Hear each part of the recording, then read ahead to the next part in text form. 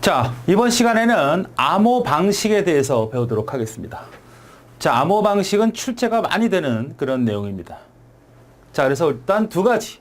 대칭키, 공개키 암호 방식이 뭐냐, 이걸 아셔야 돼요. 다른 말도 있습니다. 대칭키를 공통키란 말도 써요. 그거는 나중에 정리하고, 어쨌든 두 개의 이 암호 방식을 정확히 구분할 수 있어야 되는 것이 굉장히 중요합니다. 그 중에 이제 공개키가 더 중요하죠. 자, 키라고 하는 건 뭐냐, 이런 얘기예요. 내가 통신선을 통해서 이 컴퓨터가 있고, 이쪽에 컴퓨터가 이렇게 있어요. A라는 사람이고, 여긴 B라는 사람입니다. 문서를 보내려고 그래요. 통신을 통해서. 그럼 이걸 제3자가 이거를 보면 안 되니까 암호화를 시켜야 되죠. 알아보지 못하도록. 그래서 우리가 기본적으로 알 수 있는 이 자체를 평문이라고 합니다. 평문. 평문. 보통 메시지라 해서 M이라는 얘기를 많이 쓰죠. M. 그러니까 이걸 암호화 시키는데 어떻게 시키느냐, 이런 얘기예요. 예를 들어서 이 평문이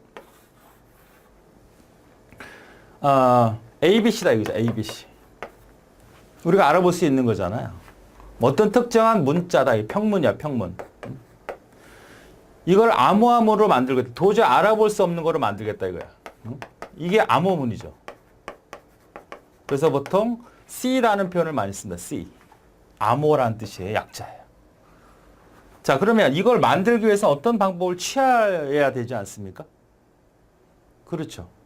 우리가 평상시 생각할 때 이렇게 생각할 수도 있어요. 이 A라고 하는 것은 특별한 값을 갖고 있거든요. 특별한 값. 특별한 값을 갖고 있어요. 예를 들어서 10진수는 65예요. 컴퓨터에서는. 이진수로는 0, 1, 0, 0, 0, 0, 0, 1. 우리가 통신할 때 이제 아스키에서 배우게 될 텐데 궁금하시면 그쪽으로 가시면 됩니다. 아스키 코드. 통신 쪽에 있습니다. 자, 그러면 이 값을 우리가 바꿔야 돼. 도저히 알아볼 수 없는 값으로 바꾸고 싶다 그러면 지금 65라고 하면 여기다가 뭐 127을 더해버려요. 그냥. 숫자를. 그럼 여기다 127이라는 값을 더하면 0, 1, 1, 1, 1, 1, 1, 1, 1이거든요. 아, 여기거든요. 이렇게.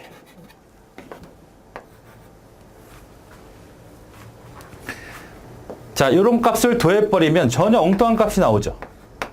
이것은 이제 뭔지 몰라요. 특수기가 될 수도 있을 거고, 어떤 값이 새로운 어떤 도저히 알아볼 수 없는 형태로 바뀌어 버립니다. 그럼 예를 들어서 별표로 바뀌었다.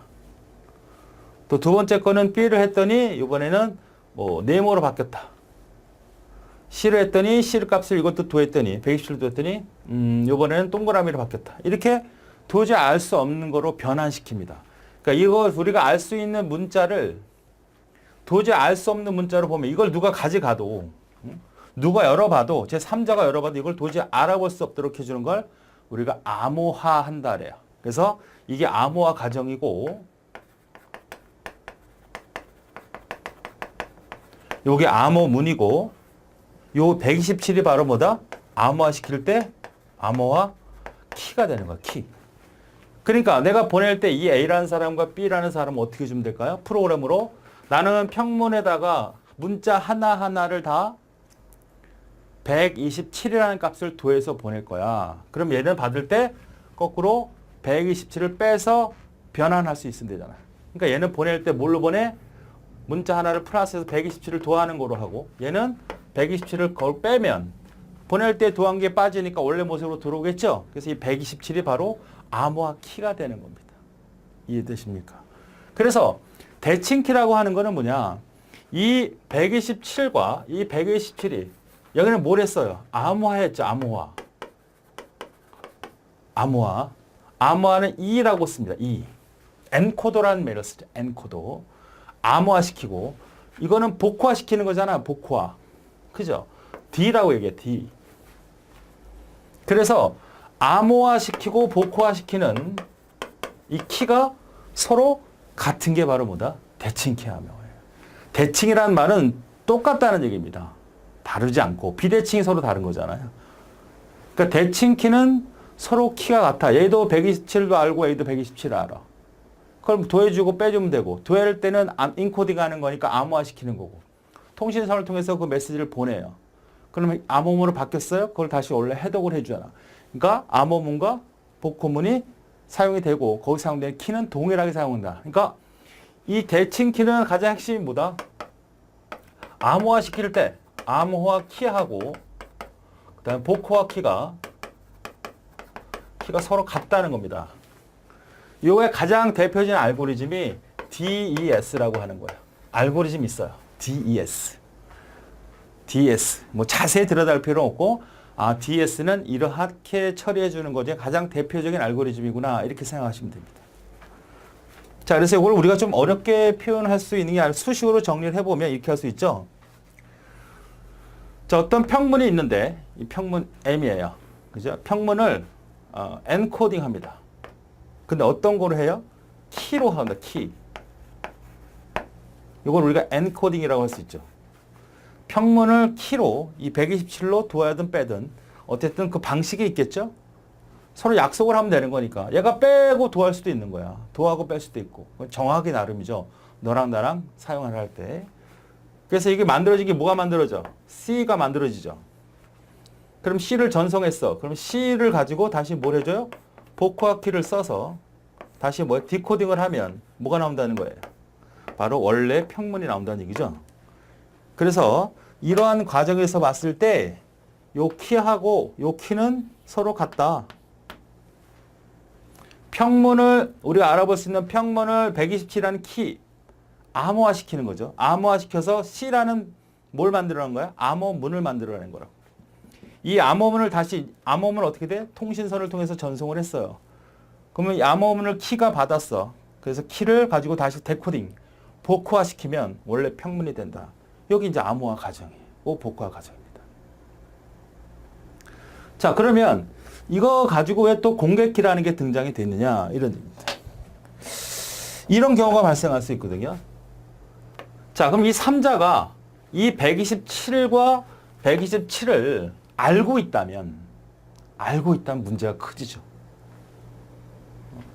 제3자가 이 암호 키하고 복호화 키, 즉 하나의 동일한 키를 알 수 있다면 어떤 일이 발생이 될까요? 여긴 철수야. 여기가 0이야. 영애들은 서로 암호문으로 서로 통신하고 있어요. 아무도 모르는 자기네들만이 127을 알고 있다는 거죠. 127이 뭐야? 암호화 키죠. 복호화 키도 하고 동일하니까. 근데 얘는 나쁜 놈이야. 나쁜 놈. 이 영희를 사랑하는 애야. 대신에. 그럼 얘도 127을 알 수 있는 순간에 문제가 달라집니다. 얘가 얘한테 보내는 거죠. 3자가. 너랑 이제 헤어져. 나 너 이제 사랑하지 않아. 그럼 얘는 뭐야? 영희는. 정말 철수가 나한테 그런 메시지를 보냈나 확인할 수 있겠죠. 그렇게 믿어버리겠죠. 왜? 이 비밀번호는 자기네들끼리만 아는 건데 제 3자가 알 거라고 생각하지 못하고 있다면 이 127에서 암호문을 보냈다면 얘는 누구한테 보낸 거라고 보는 거예요? 철수가 나한테 보낸 거로 생각하는 거라고. 무슨 말인지 알겠죠? 이런 불상사 때문에 어떻게 하자? 키를 다르게 가져가자. 키를. 암호화 키를 복호화를 서로 다르게 가져가자. 가장 대표적인 알고리즘이 RSA라고 하는 겁니다. 키를 다르게 가져간다. 키를. 그러니까 이거는 어떤 거냐면 우리 집 대문 있잖아. 대문. 우리 집에 열쇠가 있잖아. 식구들이 다 똑같은 열쇠를 갖고 있고 똑같이 번호를 알고 있는 거야. 그게 대칭키예요. 누구나 뭐 상관없어. 똑같아. 이게 만약에 딴 놈한테 넘어가 버리면 이 우리 집은 어떻게 되는 거야? 누구든 열 수 있는 거죠. 그런데 이 공개키라는 건 뭐냐면 그런 걸 방지하는 겁니다. 이 대칭키는 항상 갖고 있는 거죠. 키를 매번 바꾸지 않잖아요. 그냥 도둑 맞았다 그러면 바꿀 때가 있겠지만 대부분 안 바꾸죠. 오랫동안 갖고 있지만 이 공개키 알고리즘은 그때그때 내가 키를 생성해서 상대편한테 보내주는 겁니다. 자, 영화 같은 데 보면 이런 경우가 발생할 수 있어요. 영화 같은 데 보면 여러분이 왜 은행 금고를 연다든지 아니면 그 대통령 영화에 보면 뭐 핵폭탄을 폭발할 때 이렇게 둘이 동시에 이렇게 누르잖아요. 그러니까 아주 중요한 어떤 금고라든지 중요한 거는 키가 2개야. 그래서 얘가 열고 얘가 여는 거야. 자, 이렇게 생각을 해보세요.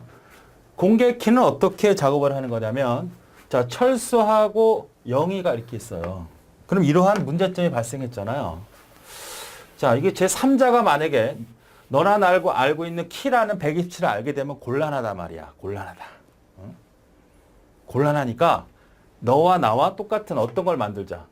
암수가 되는 이런 하나의 짝이 되는 걸 만들자 이거죠. 서로 하나의 짝이야, 짝. 이게 바로 뭐가 되는 거고? 암호화 키가 되는 거고. 이게 복호화 키인데 서로 어떻게 돼요? 서로 다르죠. 모양이 생긴 게. 그러나 결합이 돼야만 힘을 발휘하는 겁니다. 그럼 자, 얘가 이렇게 하는 거예요. 영희가 쟤한테 메시지를 받고 싶어요. 그러면 기존의 대칭 키처럼 하나의 키를 늘 갖고 있던 게 아니라 키를 생성합니다. 하나는 암호화 키를 생성하고 하나는 복호화 키를 생성해요. 복호화 키를 생성합니다. 이 암호화 키를 이 친구한테 보내요. 이 암호화 키를 이 친구한테 보내. 그러니까 키라고 하는 걸 상대편한테 보낸다 해서 상대편을 그 키를 알게 하는 거죠. 누구든 상관이 없어요. 누구든 상관이 없습니다. 지금 이 상태로 하면 철수가 한다면 이거를 보내. 그럼 이게 뭐가 되는 거죠? 공개 키가 되는 겁니다. 공개 키. 그럼 얘가 보내려고 하는 문서가 있을 거 아니야. 이걸 지금 누가 영희가 보내온 공개 키로 암호화시키는 거예요. 즉 영희가 보내온 공개 키로 암호화시켜서 전달을 해요. 그러면 이 받았던 평문을 가지고 이 받았던 암호화된 문을 복호화 키, 이걸 뭐라 그래? 비밀 키라고도 하고 혹은 개인 키라고도 해요. 이거 가지고 이 암호문을 해독해내면 평문이 딱 열렸죠. 그럼 저놈이 보낸 건 맞네. 그렇잖아. 내가 키를 2개 생성해서 쟤한테 던져서 그걸 암호해서 보내. 그러면 딱 떨어지잖아. 이렇게 생각하면 돼요. 내가 1, 2, 3, 4, 5, 6이야. 이게 순서대로 딱 맞죠? 그러면 1번과 3번과 6번을 쟤한테 보내. 그럼 얘는 1번과 3번과 5번을 이용해서 바로 암호화시켜서 보낼 거 아니야. 그럼 내가 2번, 4번, 5번 해서 딱 맞아 떨어졌잖아. 어쨌든 룰이 맞았잖아. 그러면 제가 보낸 게 맞구나. 이거죠. 상대편한테 이걸 보냈어. 이걸 공개한 거야. 상대편한테. 그러면 나는 이거 가지고 얘가 암호화를 해서 나한테 보냈으니까 내가 그 복구해서 열리면 돼. 안 열리면 얘가 이런 거지. 이렇게 생긴 게 아니고 이렇게 생겼다. 그럼 분명 내가 생성한 키가 아니니까 받을 수가 없을 거 아닙니까? 그럼 제가 보낸 게 아니라고. 이렇게 증명하는 거예요. 무슨 말인지 알겠죠? 자, 그래서 철수하고 영희가 있었을 때 공개키 방식은 키가 2개 생성이 된다. 그죠? 키가 2개 생성하는데 상대편한테 메시지를 받으려면 얘가 공개키 일로 전달을 해. 그리고 누구 키에? 키 생성은 누가 있어? 얘가 수신자죠. 얘가 송신자가 되는 거죠. 그죠? 얘가 송신자가 되는 거잖아. 그러면 이 송신자인 철수는 어떻게 주는 거야? 수신자의 공개키로 암호화시키는 거죠. 요 내용을 잘 해석할 수 있어야 됩니다. 그러니까 근본적으로 이해를 하지 않으면 이렇게 꽈놓기 때문에 헷갈릴 수 있어요. 자, 지금 이거는 뭐냐면 첫 번째, 공개키를 암호화하는 방식은 문서를 암호화시킬 때예요. 문서, 즉 M을 암호화시킬 때.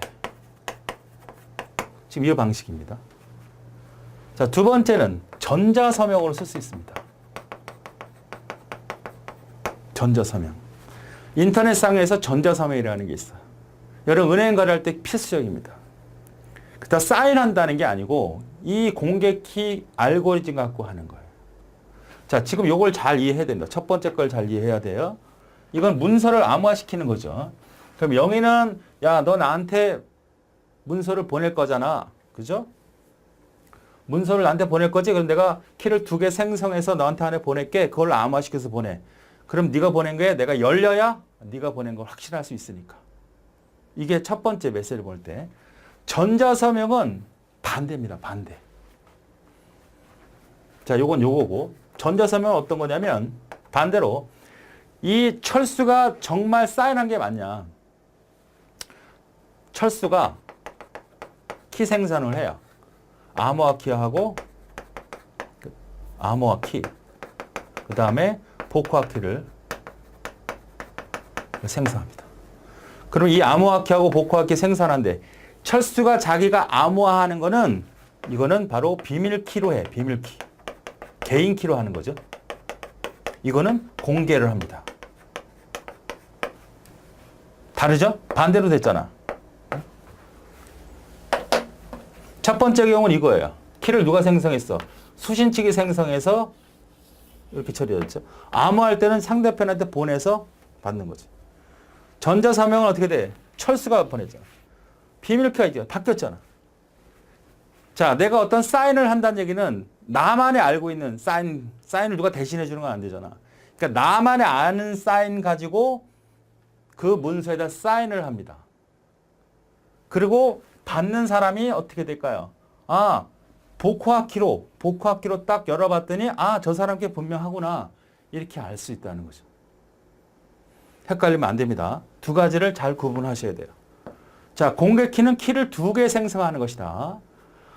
공개를 하는데 어떨 때는 암호화 키를 공개하고 어떨 때는 복호화 키를 공개하는 겁니다. 물론 비밀 키나 개인 키는 자기밖에 모르는 거죠.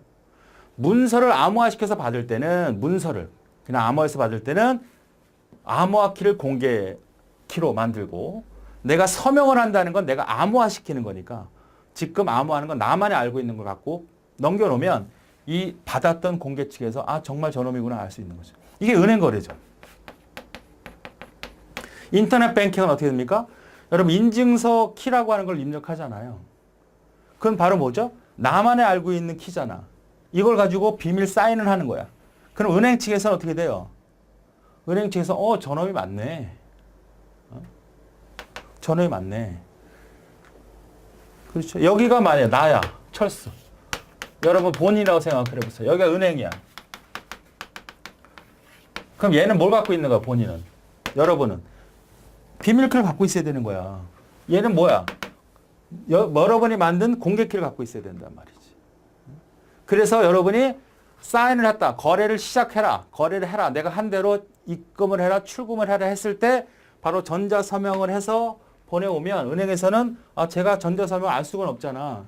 그러니까 저가 알고 있었던 거는 단지 복화, 키밖에 몰라요.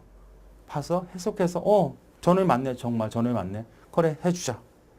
이런 거고. 메시지를 보낼 때는 전자서명 개념이 아니잖아요. 그냥 문서 하나를 암호화시켜서 보내겠다고 하는 거니까 네가 누가 하든 내가 내가 보낸 놈이 몇 명이든 상관이 없잖아. A, B, C, D 이런 경우도 있잖아요.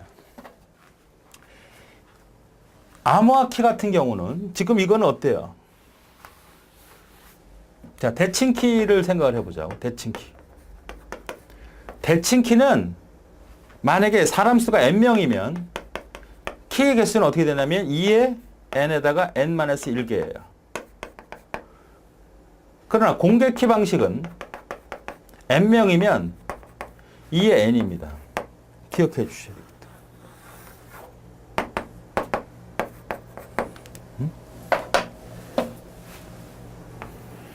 요게 이렇게. 내가 만약에 자, 세 사람이 있어요. A라는 사람이 있고 B라는 사람이 있고 C라는 사람이 있어요. 그럼 대칭키로 따르면 얘는 서로 어떻게 돼? 키 하나만 있으면 되잖아. 여기 키 하나 있으면 되지.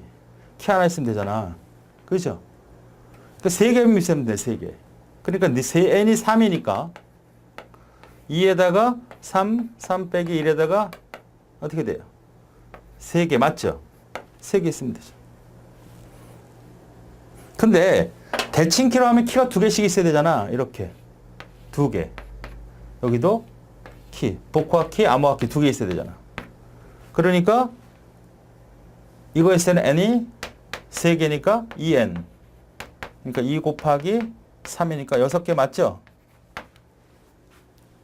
맞습니까? 자, 그런데 이 상태에서 3명일 경우에는 별 차이를 못 느껴요. 오히려 더 키가 개수가 더 늘어납니다. 뭐는? 공개 키는.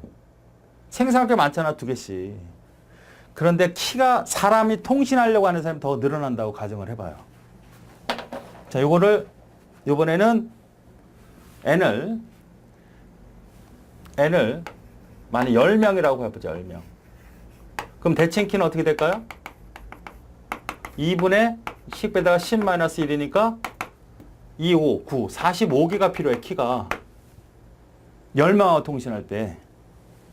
근데 대칭 키는 그렇단 말이에요. 공개 키는 어떻게 될까요? 공개 키는 2의 n이니까 2 곱하기 10. 20개면 된다고. 중요해요. 아, 그래서 공개 키 같은 경우는 뭐 키가 적을 때는 문제가 오히려 나쁠지만 사람이 통신하려고 하는 사람들이 암호화시켜서 하려고 할 때는 인원수가 100명, 1000명이 늘어나면 늘어날수록 어떻게 됩니까?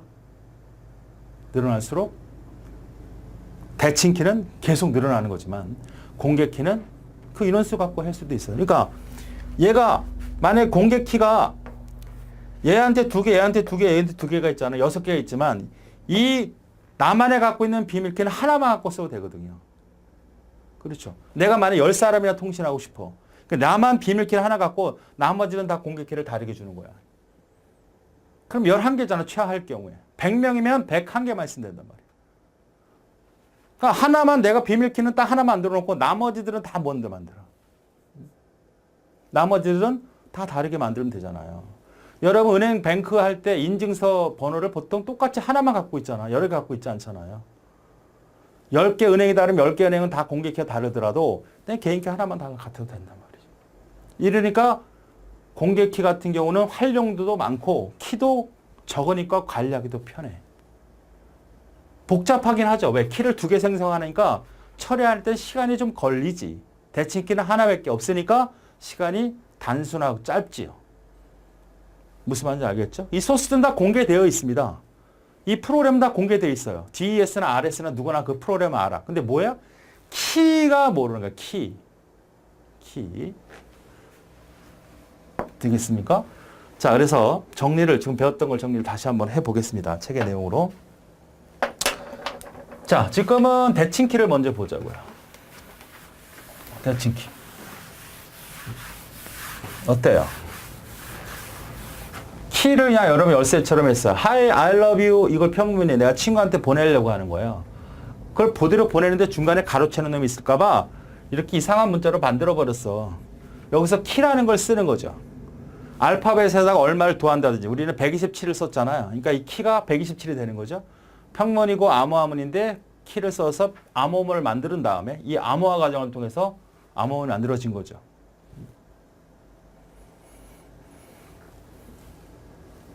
맞습니까? 그래서 전달을 해요. 전달을 합니다. 이게 평문이고 그 다음에 이게 암호문이고 이게 가정이니까 이렇게 쓰면 되죠. m을 키라는 값을 써서 암호화시켜서 뭐를 만들어? C를 만들었고 C를 전달하면 요거를 다시 키를 써서 디코딩하고 그 다음에 평문으로 만들어내겠다 이런 얘기입니다. 뭐 수식이 이렇게 언급될 수도 있으니까 여러분 이 책에다가 기입을 해두세요. 이거죠. 그러니까 여기 키하고 여기 키가 이거 똑같이 써야지. 요 키하고 서로 같아요. 이게 대칭키입니다. 자, 공개키는 어때요? 여기서 암호화 키하고 여기하고 달라. 키가 달라. 2개를 만드는 거야. 그러니까 여기가 키를 2개 만들죠. 하나는 복호화 키, 하나는 암호화 키. 그래서 저 친구한테 암호화 키를 공개합니다.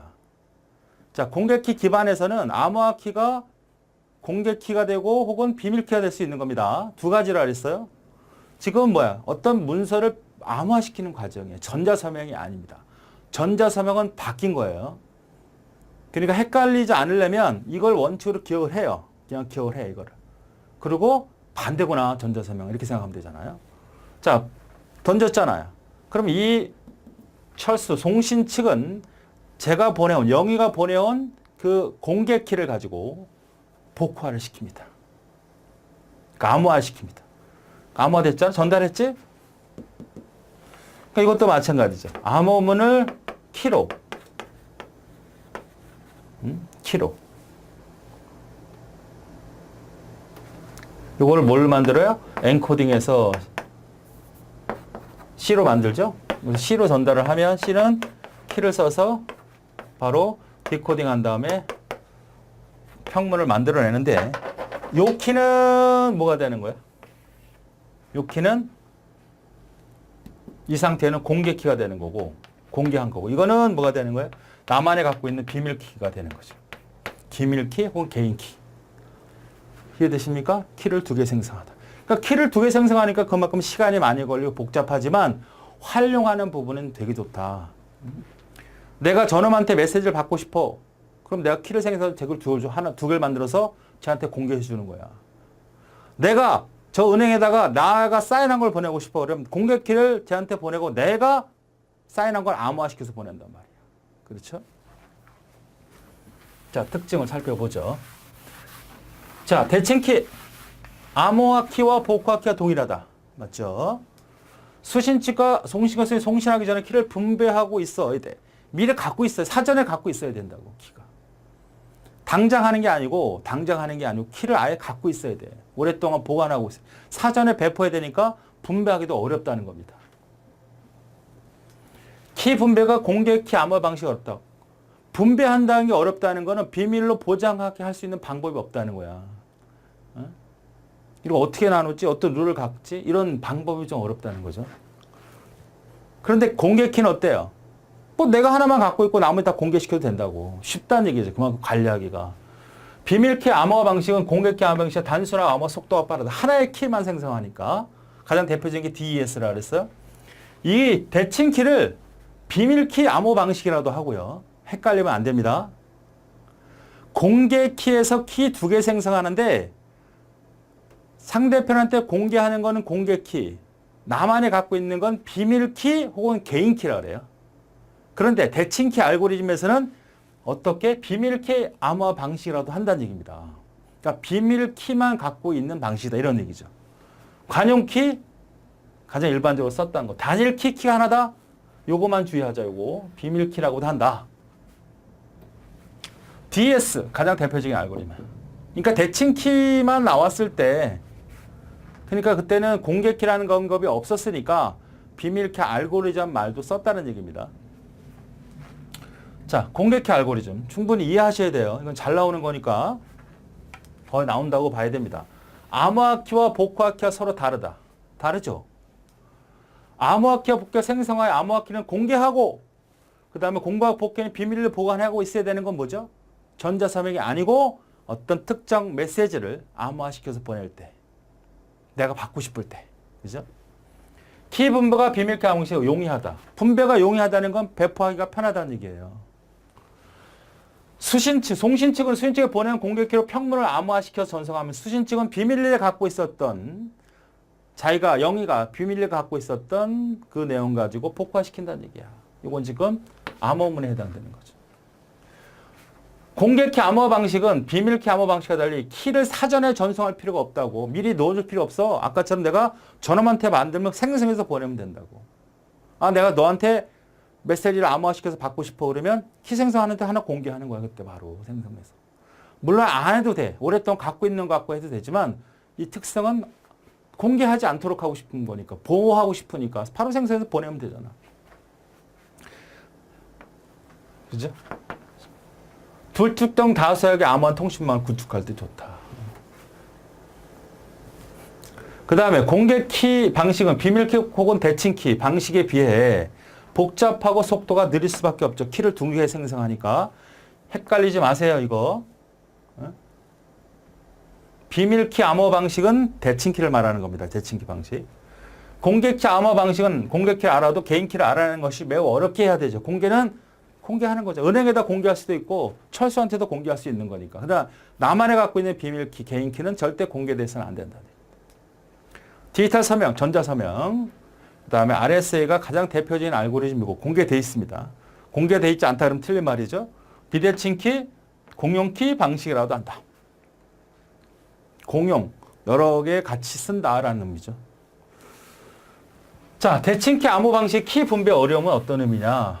자, 4명이 대칭키 방식을 중요한 문서를 교환한다 그러면 A도 BCD, B도 ACD, C도 ABD, D도 ABC 각각 다른 비밀 키를 갖고 있어야 돼. 그죠? 똑같은 키를 갖고 있어야 되니까 이만큼의 뭐 2개나 3개면 몇 명 안 돼. 아까 얘기했던 것처럼 3개면 3명이 해. 3명. A, B, C. 3명이 한다 그러면 얘 하나씩 갖고 있으면 되잖아. 그죠? 그러니까 2분의 3, 3-1이니까 3개잖아. 근데 이 인원수가 늘어나서 한 100명 있다고 해봐. 100명이면 100 빼기 1, 2, 50에다가 99네. 이만큼의 많이 필요하다는 얘기 아니에요. 그렇죠. 계산하기도 어렵네. 150 하나 빼니까 150에서 하나 빼면 되죠. 100 곱하기 100에서 하나 빼면 되잖아. 그죠? 즉 n이 비례하여 비밀 개수가 늘어나게 된다는 얘기예요. 비례식이라 정비례로 늘어날 수밖에 없다. 그래서 키가 많으니까 관리하기가 어렵죠. 관리비용이 늘어날 수밖에 없다. 별로 쓸모도 별로 없고. 그런데 공개 키를 해보니까 A에 4명이잖아요. 4명. 똑같은 말인데 2n을 쓰게 된다면 3명일 때는 어떻게 아까처럼 공개 키는 3명이 2개가 필요하잖아. 여기도 2개 필요하죠. 여기도 2개 필요하잖아. 그러니까 6개 필요한 거 아니야. 2n이니까. 그럼 지금처럼 3개면 2 곱하기 3이니까 6개이지만 만약에 100개라면 100 곱하기 2니까 200은 된다고. 1500이야. 1500개. 아까 150이 아니라. 그렇죠? 심지어 내가 모든 사람한테는 공개고 나만 이게 나야 이게. 나만 딱 하나의 키만 갖고 있어도 돼. 얘만 다르게 하면 되잖아. 얘만 다르게 하고 얘만 다르게 하고. 은행에 10군데가 있으면 나는 개인 키 하나만 갖고 하려면 돼. 인증선 코드 하나만 갖고 있으면 된다. 자, 잘 기억을 하셔야 돼요. 그래서 4명이 자신의 비밀 키만 관리하면 되므로 키 분배가 용이해지고 관리 부담도 없어요. 그죠? 어차피 공개한 거는 내가 안 갖고 있어도 되는 거니까 내가 관리할 필요 없잖아. 봐도 돼, 누가. 단지 내가 갖고 있는 비밀 키만이 그 공개 키를 열어낼 수 있는 거죠. 그러니까 맞는 키를 하나 갖고 있으면 된다는 얘기지. 한 명의 한 쌍의 비밀 공개 무소로 무수히 많은 사람이 공개할 수 있으므로 개수 2가지. 자, 그래서 이 공개 키라고 하는 공용 키라고 하는 이 공개 키는 엄청나게 활용도가 많아서 이걸 활용하는 모든 기술을 우리가 공개 키 기반 구조다 이렇게 얘기를 하는 거예요. PKI. PKI 그럼 뭐야? 아, 공개 키를 기반으로 하는 기술들을 말하는구나. 자, 나왔던 거네요. 공개 키 기반 구조는 공개 키 알고리즘을 통해서 암호화나 전자 설명을 제공하는 거다. 이게 암호화가 첫 번째 방식이고 이게 두 번째 방식입니다. 그렇죠? 2개의 기술을 이만 쓰고 있었잖아요. 네트워크 환경에서 보안 사항을 요구를 만족시키기 위해서 공개키 암호화 인증서를 사용하게 해준다. 인증서라고 하는 건 여러분이 암호화 인증서. 은행하고 나하고 거래할 때 인증서 필요하죠. 받아야 되거든요. 조금 이따 봅니다. 있나요? 이거 있네. 이거 제 건데. 이런 거 보시면 농협과 거래할 때 최희준, 금융결전, 발급자가 있을 거고 신용 그 다음에 만료일자가 2007년이네. 이거 보면 그럼 내가 인증서 보기를 눌러볼까요? 이런 게 나와 있잖아요. 옛날 지난 거를. 자, 버전 있고 1년 번호 있고 서명 알고리즘 있네요. RSE라는 개념을 쓰고 있고 시작 2016년 17년 발급 대상 공개 키 손도장 SH 알고리즘입니다. 해시 함수라 그래요. 이렇게 되어 있는 거잖아요. 이것도 공개하면 안 돼요. 그래서 지난 거를 내가 올려놓은 겁니다. 이게 바로 인증서가 있어야 되지. 은행과 나와 개념이 없으면 서로 이런 개념이 없으면 어떻게 돼요? 누군가 대신 해줘야 될 거 아니야. 만약 너랑 나랑 할 수 있겠어요? 너랑 나랑? 그러니까 누군가 중간에 개입이 돼야 되지. 자, 계속 보죠. 공개키 암호 방식을 안전하게 사용하고 관리하기 위해서는 정보 보호 방식이다. 그렇죠. 방식 인증서를 활용한 소프트웨어나 하드웨어 정책 규칙을 총칭해서 말한다. 이 기반 구조에 대한 설명입니다. 그러니까 공개키 기반 알고리즘, 금방 배웠던 키를 2개 생성해서 쓰는 기술의 전반적인 기술을 다 PK 기반이라고 하는 거예요. 하드웨어도 이런 개념을 쓸 수 있다. 펌웨어죠, 펌웨어. 공개키 암호 방식을 이용하여 송신 데이터를 암호하고 보유한 암호를 이용하여 거래자 신원을 확인하는 방식이 사용자 인증 시스템이다. 자, PK 기반, PKI에 대한 개념을 쭉 설명하고 있는 겁니다. 공개키 암호 방식을 이용하여 송신 데이터를 암호하고 디지털 인증서, 지금 얘기했던 2가지 방식을 다 얘기하는 거고. 자, 공개키 기반 인터넷 뱅킹, 은행 거래할 수 있고 전자화폐 쓸 수 있고 전자서명 가능하고 인터넷 쇼핑 가능하고 항공 예약, 열차 예약, 공연 예약, 전자우편 다 가능하다는 얘기입니다. 만약에 이런 개념을 대칭키로 쓴다고 하면 불안한 게 있겠죠. 그죠? 불안한 게 있습니다. 그래서 이런 것이 다 공개키 기반의 기술들로 만들어진 지금 현재 쓰고 있는 내용들이다. 자, 디지털 인증서를 보죠. 전자서명의 신분을 확인하기 위해서 인증서를 쓰고 이 인증서는 실제로 인감도장, 증명해서 인감증명서를 첨부하는 것 같다. 이거죠. 첨부, 인증서, 동행사무소에 가서 받아와야 되잖아요. 거래를 하려면. 그러니까 인감도장의 의미를 갖고 있는 것이 바로 인증서다. 지금 본 거 이거. 자, 공개키를 반영해서 기밀성, 무결성, 인증, 부인 방지, 접근제를 보장한다. 기밀성은 봐도 무슨 말인지 모르게 아예 들어오지 못하게 하는 거죠. 변경이 되거나 변조되지 않도록 통신할 때. 인증, 정말 실사냐, 너 정말이냐. 부인 방지는 너 보냈잖아, 네가 지금 네 개인키를 써서 나한테 전자서명 보냈으면 왜 거부를 해. 그걸 갖다 법적으로 넌 부인할 수 없다는 걸 확인할 수 있는 그런 기술. 접근제요. 인증서는 쌍방 간의 거래를 증명할 수 있는 제3자 인장기관이라고 하죠. 그다음 CA라고 합니다. 우리가 만약 은행 거래를 하려면 돈을 내고 아니면 은행에서 공인인증기관이 있어요. 거기서 받아야만 거래를 할 수 있습니다. 공인인증기관에서 받아요. 한 번쯤 해봤을 거예요. 안 해본 분들은 생각을 해봤을 때 내가 은행에 열면 막 설치를 하게 됩니다. 설치를 하고 거기서 어떤 필요한 정보를 제공하면 무료로 제공해 주는 경우는 내가 그냥 받을 수 있어요. 그래야지 은행 거래해서 인증서 코드를 집어넣을 수 있는 거예요. 여기다. 인증서 번호. 내가 은행에 최종 거래 승인 쭉쭉쭉 거래 승인 딱 달려면 여기다 뭘 넣어야 돼. 그래야지만 이 거래가 이루어지거든요. 자, 공개키 기반 구조의 디지털 인증서. 공개키 기반의 구성 요소를 공개키 인증서, 인증기간, 등록기간. 인증서 금방 봤던 거. 그걸 인증해주는 기간이 있을 거고 발급해주는 기간도 있을 거다. 이 구분을 하셔야 됩니다. 디렉토리라는 건 내 컴퓨터에 그 인증성 정보가 숨겨져 있어요. 내 컴퓨터에. 어디에 있는지는 뭐 알 필요는 없죠. 그러니까 얘가 프로그램 설치하면서 저기 인증서 디렉토리에다 보관해 놓고 여러분이 사용자가 됩니다. 그래서 자원객체, 최종 객체라고 해요. 객체. 인증기관 CA. 기억하세요. CA. 공공성을 지니며 신뢰할 수 있는 기관으로 인증 업무를 수행한다. 자, 이렇게 그림을 그렸죠. 자, 인증기선에는 인증서가 필요하고 인터넷 뱅킹을 해야 되죠. 전자서명이 필요하고 사용자 인증이 필요하죠. 이 4개가 우리가 공개키 기반 구조의 구성 요소다. 이렇게 얘기하고 있습니다. 그러니까 여러분이 인증서의 기본 구성 요소가 아닌 건 뭐냐? 이러면 4개가 아닌 걸 찾으면 되겠죠.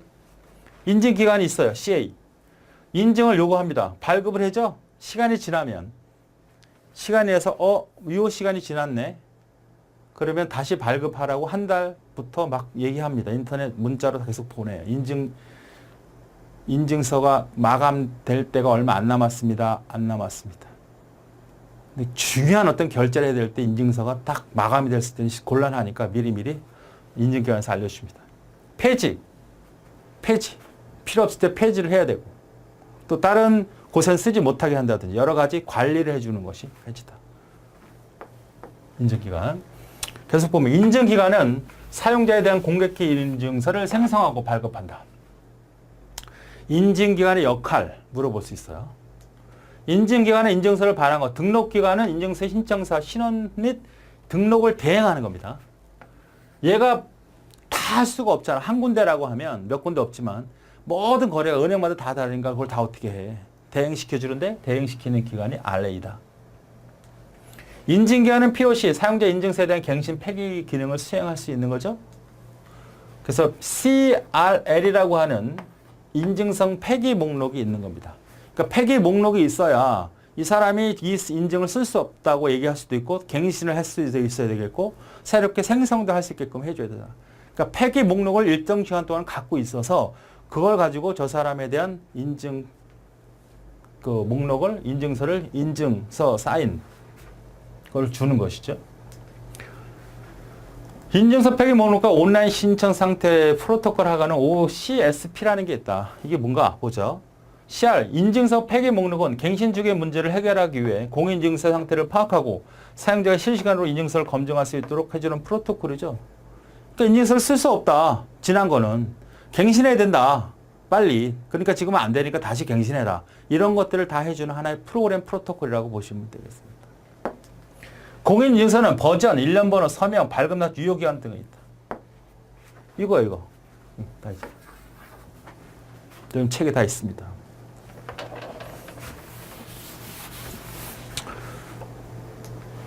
자, 다음 중요한 거. 공개키와 개인의 암호화 동작 관련. 그러니까 메시지를 암호화시킨다 그랬어. 메시지 암호화. 자, 요 네 가지를 잘 기억하셔야 돼요.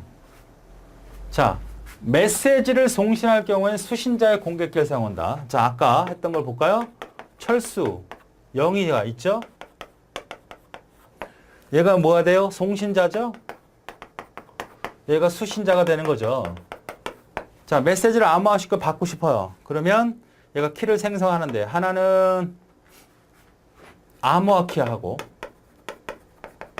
하나는 공개 키, 복호화 키를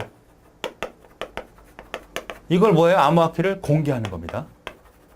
이거는 나만이 갖고 있는 비밀 키가 되는 거죠. 다른 말로 비밀 개인 키가 되는 거죠. 그래서 요 암호화 키를 이쪽에다 던지면 이놈이 자기가 갖고 있는 문서를 써서 나한테 전달하는 거죠. 그죠? 암호화된 메시지를 송신할 때는 수신자의 뭘 쓴다? 공개키 쓴다. 헷갈리면 안 된다는 얘기야. 그죠? 반대로 이게 첫 번째 암호하고 이번에 전자서명 한다 그래서 전자서명. 철수가 송신자죠. 여기가 은행이야, 은행. 얘 수신자죠. 그럼 얘가 키를 두 개 생성합니다. 하나는 암호화 키, 하나는 복호화 키. 그래서 암호화 키는 이게 비밀 키고 개인 키가 되는 거고 이게 공개 키가 되는 거죠. 이걸 얘한테 전달을 하는 거죠. 그리고 내가 비밀 키를 시켜서 어떤 문서에 대한 사인을 한 거예요. 사인. 전달하는 거네. 그러니까 메시지 송신 시에는 송신자의 개인 키로 하는 거죠. 자기의 개인 키로 암호화시켜서 보내는 겁니다. 이 말도 기억을 해야 되겠고 이 복호화 개념, 암호화 개념도 정확히 이해하지 못하면 문제가 틀리게 됩니다. 암호화된 메시지를 수신할 때는 수신자의 개인 키 갖고 쓰잖아. 복호화시키는 거죠. 뭐 하는 거야? 복호하는 거야. 이게 1번, 이게 1번 내용이고 여기 2번, 여기 2번 내용이라고요. 요거를 정확히 알자. 암호화된 서명 수신자, 암호화된 서명이 수신할 때 수신자가 뭐야? 제가 보내온 거 송신자의 공개키로 쓰는 거잖아. 요 두 가지를 반드시 이해하셔야 돼요. 반복해서. 자, 그걸 표로 정리해 놨습니다. 이 내용은 그냥 표로 정리한 거예요. 이것만 이해하면 이걸 볼 필요 없어. 더 헷갈릴 수 있으니까. 자, 공개키 암호 방식을 이용한 전자서명 순서가 있겠죠. 전자서명 어떻게 하느냐 이거예요. 송신자는 자신의 개인키로 서명하고 수신자는 송자의 개인키로 서명 검증한다. 맞죠? 자, A와 B가 전자서명이 됐어. 이거지. A하고 B입니다. 지금 두 번째 거 얘기하는 거예요. 첫 번째 A와 B의 개인, 첫 번째 A와 B는 개인키를 각각 쌍으로 구분하는 거죠. 그래서 두 번째 A는 A의 개인키를 암호해서 전달을 하고 B에게 전송하면 B는 자기 게 아니고 이놈이 보내온 공개키로 해야지. 헷갈리면 안 돼. A와 B가 개인키와 공용키, 개인키와 공용키를 사실상 B는 할 필요가 없지만 할 수도 있는 거 아니야? 서로 주고받는 거라면 암호화를. 근데 얘는 지금 생성할 필요 없죠. 단순하게 보면 A가 개인키 공개키 쌍을 만들죠. A는 A 개인키로서 암호화시켜서 B에게 전달하면 B는 A의 공개키를 사용해서 하는 거니까 전자사명이죠. B가 생성해놓고 써먹을 수 있는 건데 왜 굳이 안 생명 안 하고 할 필요는 없어요. 근데 지금 요 A에게 B로 A가 철수가 은행과의 거래를 할 때 필요한 내용이다 그러면 B는 필요 없죠. 개인키와 공개키를 만들 필요는 없죠. 자, 전자서명은 사용자 인증. 분명히 너구나. 사인한 거니까. 변조되지 않도록 한 거고 문서가 중간 과정에서 변화가 됐으면 해독이 안 되니까. 부인 방지. 너 정말 보낸 거 아니야? 거부할 수 있어? 이거 법적으로 증명할 수 있는데? 부인 방지. 기밀성이 필요하다면 바로 별도의 암호화시켜서 전달해야 된다. 내 문서를 키를 가지고 정말 그 문서를 풀렸어. 근데 정말 볼 수도 있어. 그럼 또 암호화시키는 거죠. 자, 그건 뒤에 나옵니다. 메시지로부터 얻은 일정 크기의 해시값을 얻어서 서명을 한다. 해시라는 거는 해시 나중에 배우는데 나중에 배웁니다. 자료 구조 쪽에 가면 해싱 함수라는 게 있어요. 함수라는 건 이거잖아. 이렇게 쓰잖아, 우리가. 이렇게 돼 있다면 이건 뭐예요? 이런 함수를 보신 적 있어요? 네. 좌표로 보면 이렇게 생긴 거잖아. 이렇게. 그죠? 기울기가 1이고 절편이 y절편이 2인 그런 상태인데 우리가 지금 쉽게 이해하면 이런 거예요. 어떤 들어오는 것이 있어요. 그럼 나가는 게 있어. x가 들어올 거 아니야. 그럼 여기다 들어온 값이 도에서 2로 빼내겠다는 거죠. 응? x는 1도 되고 2도 되고 3도 되고 4도 되고 쭉 되고 여기는 1이 들어오면 3이 되고 2가 들어오면 4가 되는 거 아닙니까? 그래서 이걸 이렇게 표현한 거예요. 어떤 값을 집어넣으면 거기다 1을 더해서 결과를 뽑아내겠다는 거죠. 반드시 하나가 들어오면 반드시 하나가 나가야 되는. 그렇죠? 다른 놈이 들어와서도 똑같은 놈이 나올 수는 있어도 돼. 하나 들어왔을 때 다른 값 두 개를 가질 수 없다는 것이 함수의 기본 원리죠. 자, 그러면 해시 함수라는 건 뭐냐면 지금 이런 개념인데 지금 여기서 사용하는 것은 어떠한 길이를 집어넣어도 얘가 이러한 길이를 만들어도 이러한 길이를 만들어도 이러한 길이 여기가 50자야. 여기가 5자야. 여기가 170자야. 여기가 1000글자야. 그래도 똑같이 10글자로 만들어내는 그런 기능을 갖고 있는 함수가 있습니다. 그러니까 키를 어떤 사람이 데이터를 입력해도 그걸 키를 딱 동일하게 길이를 갖게 만들어요. 그거는 우리가 개인키, 공개키에서 사용되는 알고리즘에 쓰는 함수입니다. 해시 함수. 그러니까 해시라는 것은 뭐냐? 함수예요. 지금처럼 이런 개념을 갖고 있는 단순한 게 아니고 어떤 입력이 들어오면 어떤 결과를 뽑아내게끔 만든 그런 룰입니다. 룰. 그 해시 함수는 되게 종류가 많아요. 그런데 우리 여기서 쓰는 해시 함수는 길이가 다른 형태로 들어와도 내가 말을 갖다가 한 2시간 동안 떠들어도 어떤 놈이 1시간 떠들어도 어떤 놈이 딱 1초만 떠들어도 똑같은 10마디로 떠든 것처럼 변경시킬 수 있어요. 그걸 해시 함수라고 합니다. 어디서? 공개키에서 쓰는 해시 함수. 그래서 해시 값을 메시지에서 얻은 결과로 우리 해시 값을 만들어요. 그 해시 값을 서명에 이용하는 겁니다. 공개키 기반의 전자서명에서는 메시지를 서명하지 않고 메시지에 대해서 서명하지 않고 메시지의 해시값, 해시값과 같은 메시지 다이제스트를 설명한다. 그러니까 해시값을 통해서 나온 이 길이, 이 글자가 메시지 다이제스트라고 하는 거예요. 결과값입니다. 이거는. 메시지 다이제스트는. 그러니까 해시라고 하는 거는 어떤 그 키를 만들어내는 거예요. 그러니까 문서를 암호화시키는 게 아니고 똑같은 기로로 그냥 만들어내는 거야. 암호화시키는 게 아닙니다. 서명한다. 그걸 서명한다는 얘기죠. 그러니까 결과값에 서명을 하게 되니까 서명이라는 건 원래 전자서명, 즉 공개키 알고리즘이 들어간다는 얘기잖아요. 그러니까 이러한 평문이 있어요. 여기다 직접 원래 사인하지 않고 이거를 해시 함수를 통과시키면 결과가 이렇게 나오겠죠. 이게 메시지 다이제스트예요. 이것은 길이가 메시지가 몇만 글자가 돼도 상관이 없습니다. 항상 똑같은 길이가 나와요. 이 결과가 바로 메시지 다이제스트라고 하는 거고 여기다가 바로 뭐야? 서명하는 겁니다. 던져 서명. 공개키가 아니라 비밀키로 이걸 암호화시키는 겁니다. 메시지 다이스는 서명하는 이유는 공개키 암호에 따른 성능 저하를 극복하기 위한 것이다.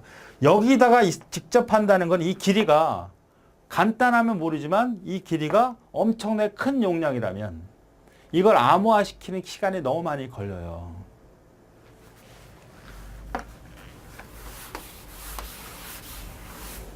자, 내가 이게 암호화시키려고 하는 거야. 요게 암호화시키는 거야. 이렇게 암호화시키는 거야. 암호화시킬 문서, 평문이야, 평문. 그러면 이거를 알고리즘을 보면 이거 하나하나를 다 잘라가지고 암호화시키는 거거든요. 암호화시킬 때.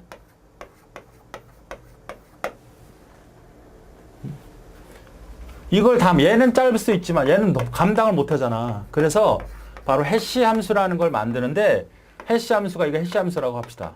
이게 해시 함수라고 하면 이 길이는 똑같은 길이가 나와요.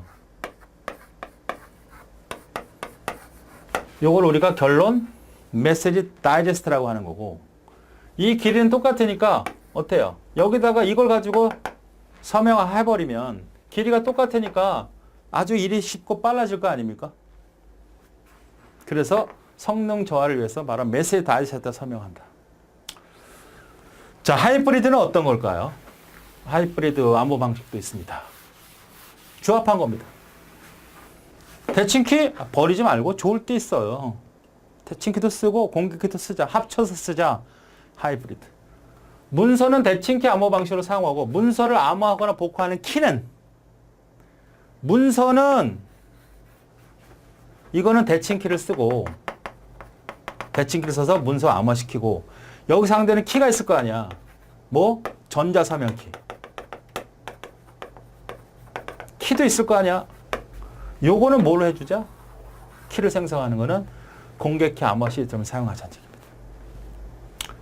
하이브리드 암호화 시스템을 사용하여 송신자, 수신자 문서를 보낼 때 과정은 다음과 같이 나열할 수 있는 거예요. 키를 사용하여 문서를 암호화할 때, 이 문서를 암호화시킬 땐 대칭키를 쓰고 문서를 암호화할 필요한 키를, 암호화 키나 복호화 키를 암호화시킬 땐 공개키로 하고 나중에 다시 복호화시켜서 받을 때는 다시 대칭키로 복호화시켜서 받는 거죠. 그러니까 키를 공개키로 하고 보내고 받으면 아무나 못 받잖아. 공개키로 주고받고 정말 정상자가 내가 받았잖아. 이제 받았으면 이것도 암호화됐네. 그때는 대칭키로 바꾸는 거야. 그러니까 너하고 나하고 문서를 받을 때는 너가 정말 보내는 것이 확실한지를 딱 본 거죠. 받았어. 잘 보냈어. 네가 보낸 거 맞네. 뭘로 한 거야? 공개키로 한 거야. 근데 딱 봤더니 이건 뭐야? 암호화돼 있네. 이건 또 암호하는 게 공개키가 아니라 이건 대칭키로 풀어내는 거죠. 그러나. 자, 문제를 확인해 보죠. 공개키 암호 방식에 대한 설명을 옳지 않은 것은 공개키와 개인키로 이루어져 있다. 비밀키로 써도 돼요. 공개키, 비밀키 써도 상관없습니다. 맞습니다. 대표적인 화려한 전자서명이 있죠? 암호화를 비밀키로 하면 되는 거야. 개인키로. 송수인과 서로는 다른 키를 쓰는 거 맞죠? 개인키는 메시지를 전송할 때 쓴다. 전자서명. 공개키로 하게 되는 거죠. 메시지를 전송할 때, 전자서명할 때 하는 거잖아. 개인키로 전송한다는 것은 어떤 의미예요? 전송한다는 것은 암호화시킨다는 거잖아요. 그죠? 암호화시킨다는 거잖아. 이거 암호화 방식이니까 전자서명이라는 개념이 없잖아요. 그러니까 4번이 잘못된 거. 다음, 공개키 기반 구조에 대한 설명이다. 인증기가 필요하고 부인 방지 서비스 너 정말 보낸 거 맞지? 네가 보낸 거, 네가 분명한 거 맞아. 이런 것들이 다 부인 방지. 그게 아니라고 할 수 없게끔 만드는 거. 공개키로 암호화한 데이터는 암호화에 사용된 공개키로 해독한다. 암호화된 데이터야. 문서는 암호화에 사용되는 공개키로 하는 게 아니라 개인적으로 사용하고 있는 개인키로 쓰는 거죠. 전자서명이 아니잖아요.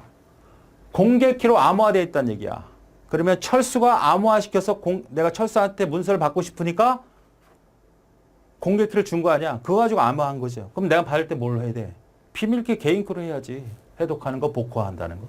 세 번째 틀렸네요. 4번은 공격에 대한 얘기. 자, 다음 봅시다. 아까 있는 그 내용이네요. A와 B는 개인키와 공격키를 쌍성한다. 전자서명에 대한 얘기예요. 그럼 A는 B한테 보내려고 그래. 전자서명한 내용을. A가 전자서명하는 거야. 그러니까 자신이 갖고 있는 비밀키. A는 A 자신이 갖고 있는 비밀키가 개인키가 되겠네. 개인키를 이용해요. 전달하면 B는 자신이 갖고 있는 게 아니라 A가 보내온 공개키 가지고.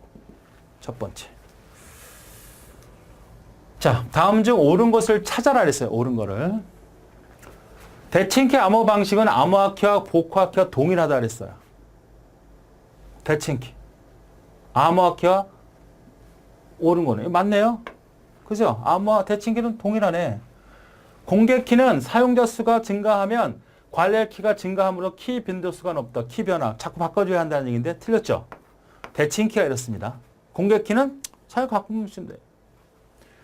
대칭키 암호 방식은 공개키 암호에서 암 속도가 빠르다. 맞습니다. 대칭키는 키를 하나 만들면 되니까 공개키는 두 개를 만드니까 느리죠. 공개키 암호 방식은 송신자와 발신자 서로 같은 키를 사용하여 통신을 수행한다. 아니죠. 서로 다른 키를 사용하는 거잖아요. 답은 첫 번째, 세 번째, 두 번째가 답이 되는 그런 문제가 되겠습니다.